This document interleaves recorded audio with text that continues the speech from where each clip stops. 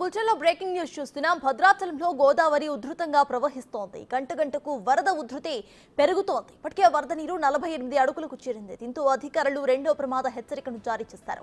53 అడుగులకు చేరితే మూడో ప్రమాద హెచ్చరికను కూడా జారీ చేయబోతున్నారు.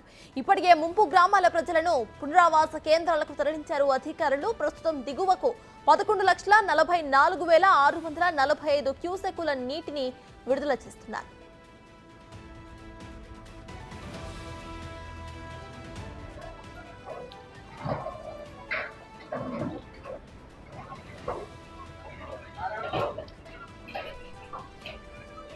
తగులుతుంది సార్. గోదావరి వరద ప్రవాహం గంట గంటకు పెరుగుతున్నట్టు తెలుస్తోంది. ఇదే విషయంపై పూర్తి డీటెయిల్స్ అండ్ ఫ్రెష్ అప్డేట్స్ మా ప్రతినిధి భాస్కర్ ఖమ్మం నుండి అందిస్తారు. భాస్కర్, చెప్పండి, ప్రెసెంట్ అక్కడ గోదావరి వరద ప్రవాహం ఏ స్థాయిలో ఉంది?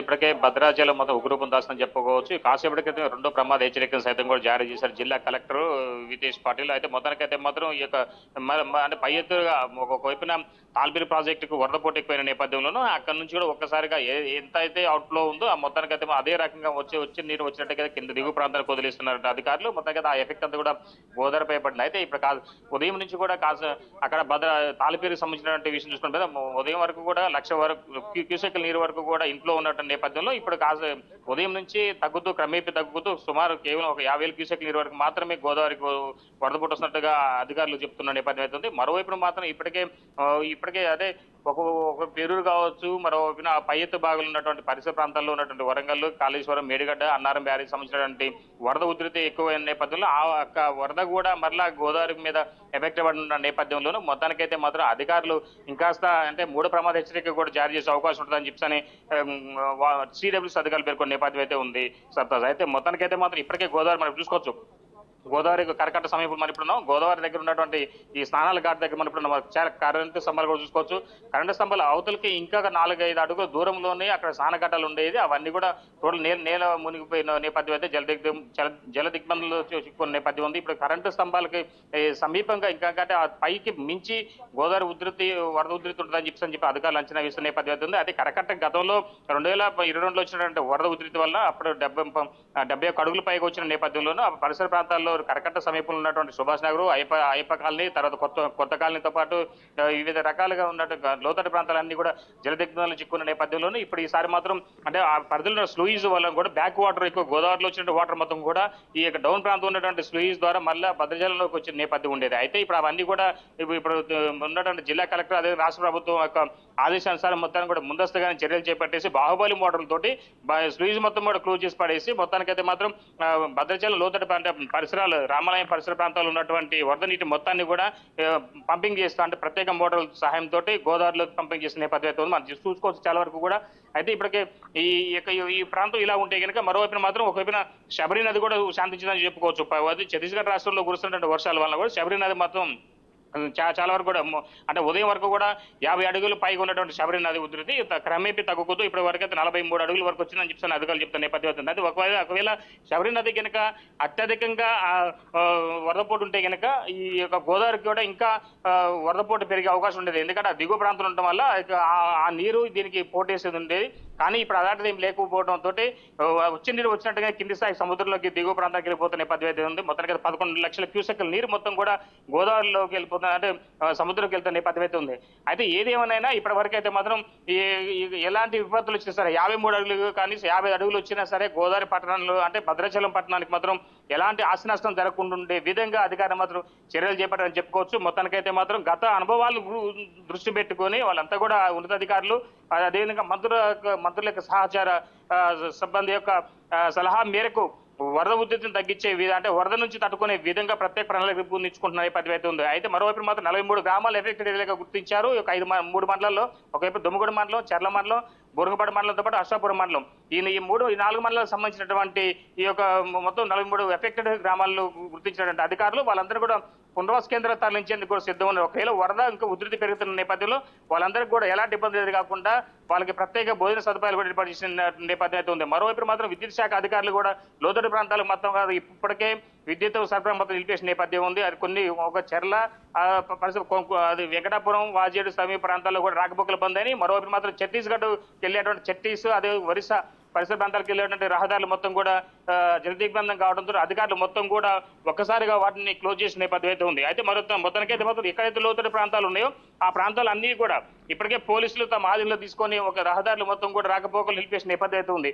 అయితే మరోవైపున మాత్రం చూసుకుంటే మాత్రం ఇప్పటికే చాలా వరకు ఉన్న లోతట్టు ప్రాంతాలు ఏవైతే ఆ ప్రాంతాలు ప్రతి ఒక్క దానికి కూడా సపరేట్ గా రెవెన్యూ శాఖ అధికారులు, ఇరిగేషన్ శాఖ అధికారులతో పాటు మరోవైపున వచ్చేసి మన ఈ పోలీసుల యంత్రాంగంతో మొత్తానికైతే మాత్రం సంయుక్తంగా ఒక సమావేశం ఏర్పాటు చేసుకొని ఇక వరదల నుంచి ఆస్తి నష్టం జరగకుండా ఉండే విధంగా ప్రజలకు మెరుగైన సేవలు అందించే విధంగా ప్రణాళిక రూపొందించుకునే ఉత్తమ విషయం అయితే ఉంది సర్తాజ్.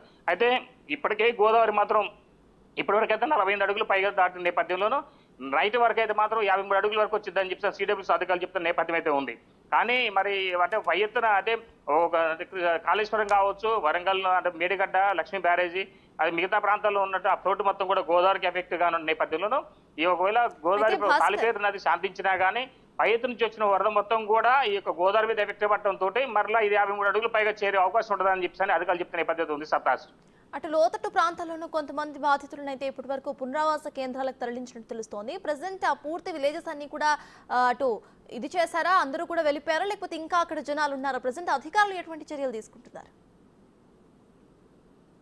ఇప్పటివరకైతే మాత్రం సున్నంబట్టి అనే విలేజ్ ఉంది చర్ల మండలంలో, అంటే ఇక్కడ ఉన్నటువంటి దుమ్మగూడ మండలంలో ఉన్నటువంటి సున్నంబట్టి విలేజ్ ఉంది. సున్నంబట్టి విలేజ్ తో పాటుగా మరికొన్ని విలేజ్లు అంటే ఒక 5-6 గ్రామాలకు సంబంధించిన డేటా ఉన్నటువంటి విలేజ్ల మొత్తానికి కూడా అధికారులు ఎలాంటి ఇబ్బంది ఎదురుకాకుండా విధంగా ఏర్పాటు చేసిన నేపథ్యం ఉంది. అంటే కోనవరం సమీపంలో ఉన్న శబరి నది ఉధృతి పెరగడం వల్ల కూడా ఆ ఏరియాలో ఇబ్బంది ఎదురైన పరిస్థితి నెలకొని ఉంది.